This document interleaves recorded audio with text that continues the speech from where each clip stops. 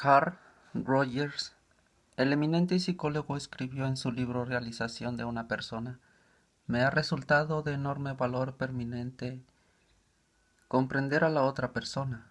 Puede resultarles extraño el modo en que he formulado la frase. ¿Acaso es necesario permitirse comprender a otro? Creo que lo es. Nuestra primera reacción a la mayoría de los propósitos es una evaluación o un juicio antes que una comprensión. Cuando alguien expresa un sentimiento, opinión o creencia, nuestra tendencia es casi inmediatamente sentir tiene razón, o que es estúpido, es anormal, es irracional, se equivoca, es injusto. Es muy raro que nos permitamos comprender precisamente qué sentido le ha dado a sus palabras la otra persona. Yo encargué una vez en un decorador de interiores que hiciera ciertos coordinados para mi casa.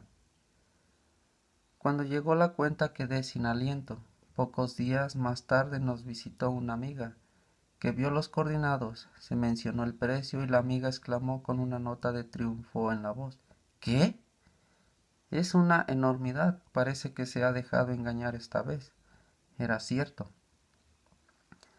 Sí era la verdad, pero a pocas personas les gusta escuchar una verdad que es denigrante para su juicio. Por ser humano traté de defenderme. Señalé que lo mejor es con el tiempo lo más barato, que no se encuentra buena calidad y gusto artístico a precios de liquidación, y así por el estilo. Al día siguiente nos visitó otra amiga, que expresó el deseo de poder estar en condiciones de adquirir cosas parecidas para su hogar. Mi reacción fue del todo diferente. Para decirle la verdad reconocí, yo no puedo dar.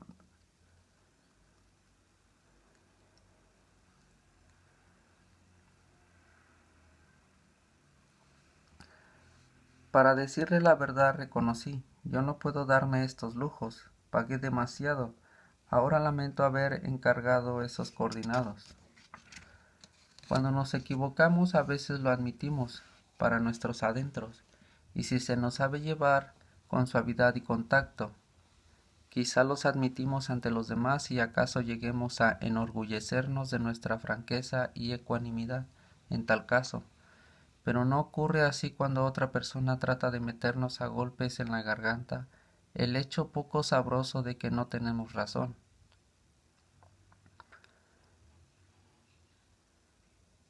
Horace Greeley, el más famoso periodista de los Estados Unidos durante la Guerra Civil, estaba en violento desacuerdo con la política de Lincoln. Creía que podía obligar a Lincoln a convenir con él mediante una campaña de argumentación, burlas e insultos. Libró esta acerba campaña mes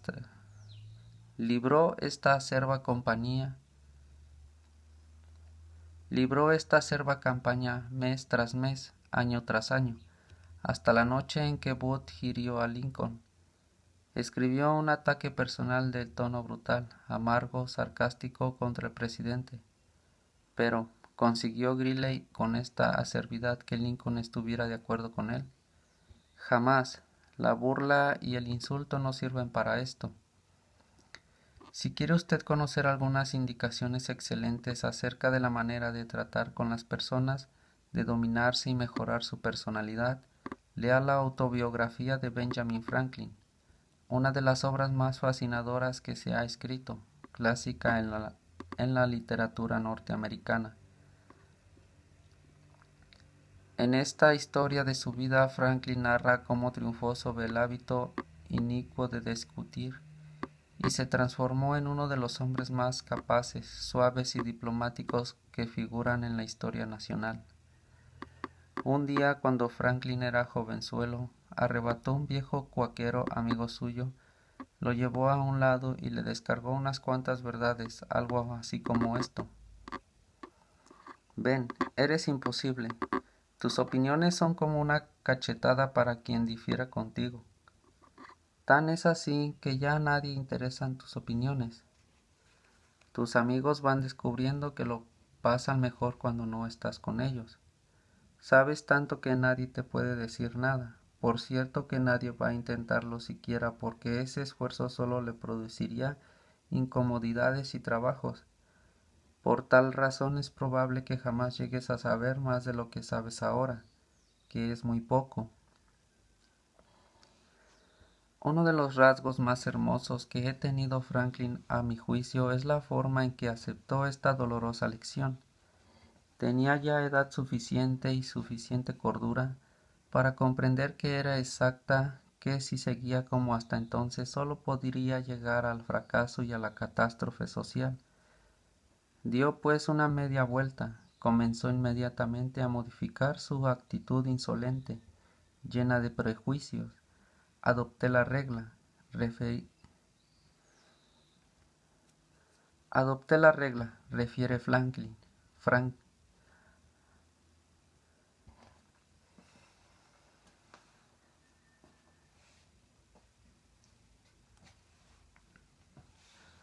Adopté la regla, refiere Franklin en su biografía, de eludir toda contradicción directa de los sentimientos de los demás y toda afirmación positiva de los míos. Hasta me prohibí el empleo de aquellas palabras o expresiones que significan una opinión fija, como por cierto, indudablemente, etc. Y adopté en lugar de ellas creo, entiendo o imagino, que una cosa es así, o si me parece por el momento. Cuando otra persona aseguraba algo que a mi juicio era un error, yo me negaba el placer de contradecirla abiertamente y de demostrar enseguida algún absurdo en sus palabras. Y al responder comenzaba observando que en ciertos casos o circunstancias su opinión sería acertada, pero que en el caso presente me parecía que habría cierta diferencia. Pronto advertí las ventajas de este cambio de actitud. Las conversaciones que entablaban procedían más agradablemente. La forma modesta en que exponía mis opiniones les preocupaba una recepción más pronta y menos contradicción.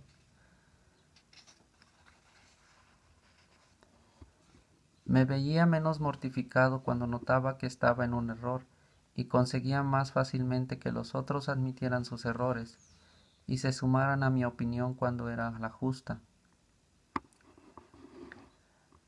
Y esta manera de actuar, que al principio empleé con cierta violencia en cuanto a las inclinaciones naturales, se hizo con el tiempo tan fácil y fue tan habitual que acaso en los últimos 50 años nadie ha escuchado de mis labios una expresión dogmática, y a esta costumbre, después de mi carácter de integridad, considero deber principalmente el hecho de que tuve tanto peso ante mis conciudadanos cuando propuse nuevas instituciones o alteraciones de las antiguas, y tanta influencia en los consejos públicos cuando fui miembro de ellos, porque yo era el mal orador, jamás elocuentemente sujeto, o mucha vacilación en mi elección de las palabras, incorrecto en el idioma y sin embargo generalmente hice valer mis opiniones.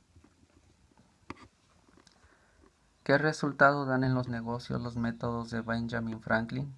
Veamos dos ejemplos. Catherine Arlett de Kings Mountain, Carolina del Norte, es supervisora de ingeniería industrial en una fábrica textil. Le contó a una de nuestras clases cómo manejó un problema delicado antes y después de seguir nuestro curso. Parte de mi responsabilidad, dijo, es crear y mantener sistemas y normas de incentivación para nuestros operarios, de modo que puedan hacer más dinero produciendo más hilados. El sistema que habíamos estado usando funcionaba muy bien cuando solo teníamos 2 o 3 tipos diferentes de hilado. Pero recientemente ampliamos nuestro inventario e instalaciones de modo que permitimos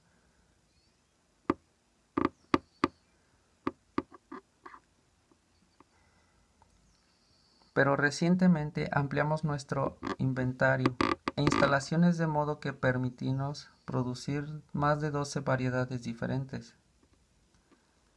El sistema actual ya no es adecuado para pagar con justicia a los operarios por el ejemplo de realizar, dándoles un incentivo para aumentar la producción.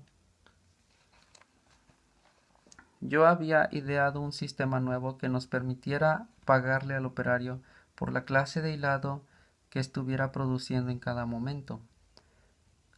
Con mi nuevo sistema en la mano, entré a una reunión de directorio dedicada a probar que mi idea era la más adecuada.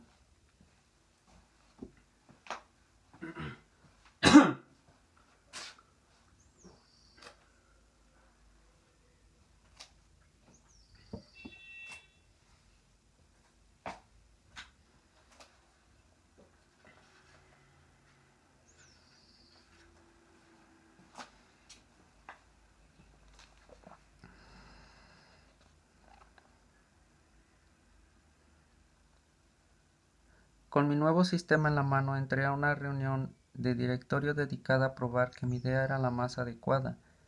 Les expliqué en detalle en que se habían equivocado y les mostré los injustos que habían sido, y les dije que no tenía todas las respuestas que necesitaban. Para decirlo suavemente, fracasé miserablemente.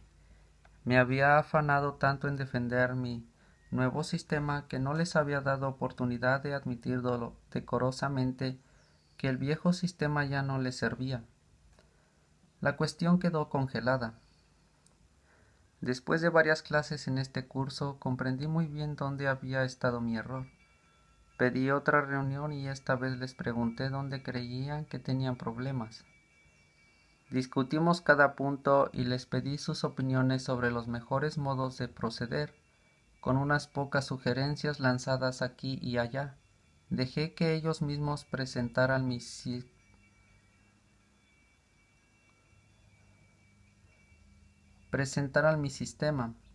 Al final de la reunión, cuando lo expuse, lo aceptaron con entusiasmo.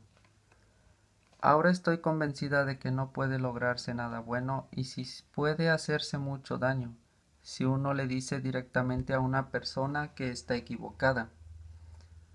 Solo se consigue despojar a esta persona con su autodignidad y a uno queda como un entrometido. Tomemos otro ejemplo y recordemos que estos casos son típicos de las experiencias de miles de personas. R.V. Crowley es vendedor en una gran empresa maderera de Nueva York. Crowley admite que durante años estuvo diciendo que se equivocaba a muchos experimentados inspectores de maderas y había ganado las discusiones, pero sin ningún beneficio porque estos inspectores, dijo él, señor Crowley, como son árbitros del fútbol, una vez que llegan a una decisión no la cambian más. El señor Crowley comprobó que su empresa perdía mucho dinero gracias a las discusiones que él ganaba, de modo que mientras seguía uno de mis cursos resolvió cambiar la táctica y renunciar a las discusiones. ¿Con qué resultados? Veamos el relato que hizo ante sus compañeros de clase. Una mañana sonó el teléfono de mi oficina. Un hombre acalorado e iracundo procedió a informarme que un camión de madera que habíamos enviado a su fábrica era completamente insatisfactorio. Su firma había dejado de descargarlo y solicitaba que dispusiéramos inmediatamente lo necesario para retirar la mercancía de su corralón. Después de descargar aproximadamente la cuarta parte del envío, el inspector de la empresa informaba que la madera estaba un 55% por debajo de la calidad normal. En esas circunstancias la casa se negaba a aceptar el cargamento. Salí inmediatamente para la fábrica y en el camino pensé en el mejor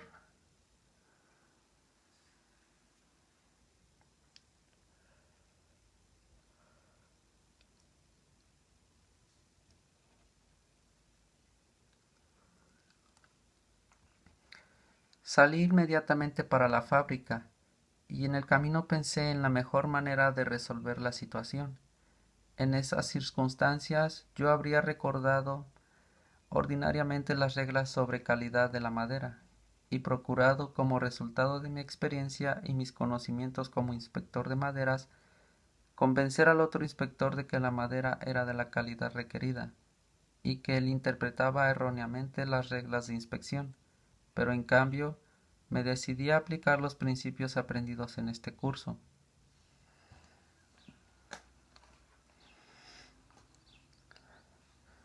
Cuando llegué a la fábrica encontré al comprador y al inspector de muy mala talente, dispuestos a discutir y pelear.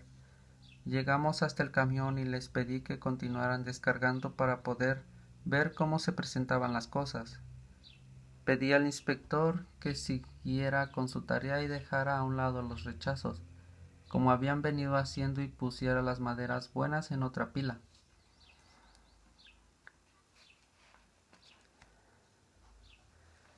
Después de contemplarlo por un rato, comencé a advertir en su inspección era estricta en exceso y que no interpretaba bien las reglas.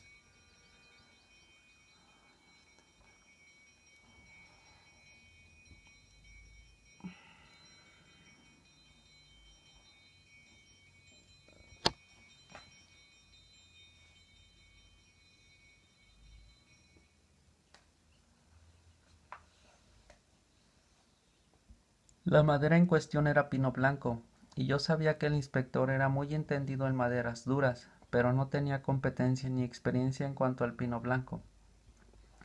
En cambio, el pino blanco es mi fuerte. Sin embargo, no formulé objeción alguna por la forma en que aquel hombre clasificaba la madera.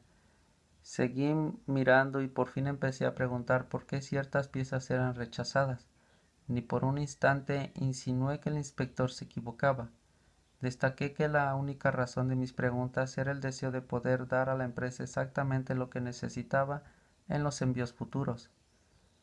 Con esas preguntas, hechas siempre en forma amistosa y de cooperación, y con mi insistencia en que tenía razón al rechazar tablones que no les satisfacían, conseguí que las relaciones entre nosotros dejaran de ser tensas.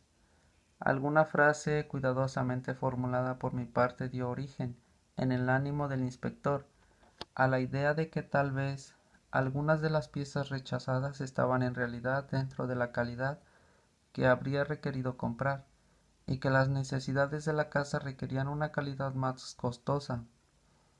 Tuve buen cuidado, no obstante, de no hacerle pensar que yo defendía un punto de vista opuesto al suyo. Gradualmente cambió toda su actitud. Por fin admitió que no tenía experiencia en la clasificación de pino blanco y comenzó a hacerme preguntas acerca de cada una de las piezas que se descargaban, y yo explicaba entonces por qué tal o cual pieza entraba dentro de la calidad específica en el pedido.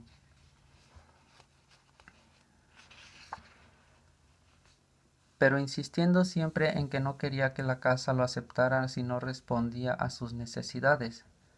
Por fin el inspector llegó al punto de sentirse culpable cada vez que colocaba un tablón en la pila de los rechazos, y por último comprendió que el error había sido de su empresa, por no especificar en el pedido una calidad tan buena como la que necesitaban. El resultado final fue que volvió a revisar todo el cargamento después de marcharme yo, que aceptó toda la madera y que recibimos un cheque por el pago total. En este caso, solo un poco de tacto y la decisión.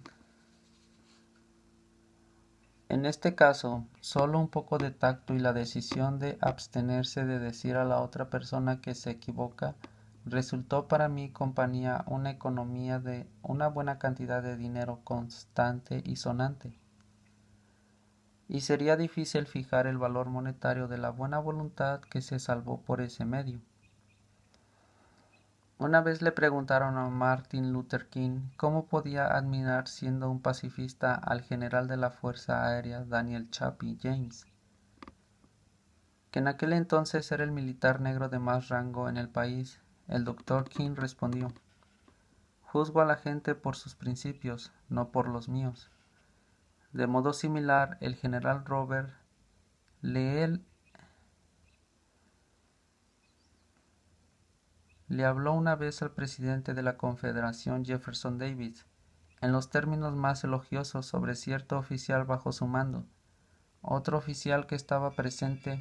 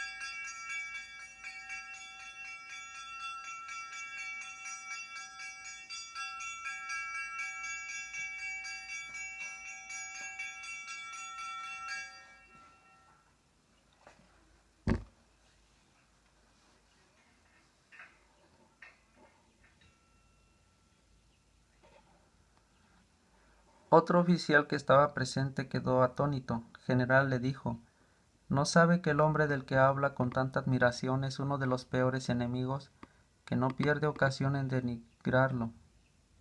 Sí, respondió el general Lee, pero el presidente me pidió mi opinión de él, no la opinión que él tiene de mí. Pero yo no revelo nada nuevo en este capítulo. Hace 19 siglos Jesucristo dijo, ponte rápidamente de acuerdo con tu adversario.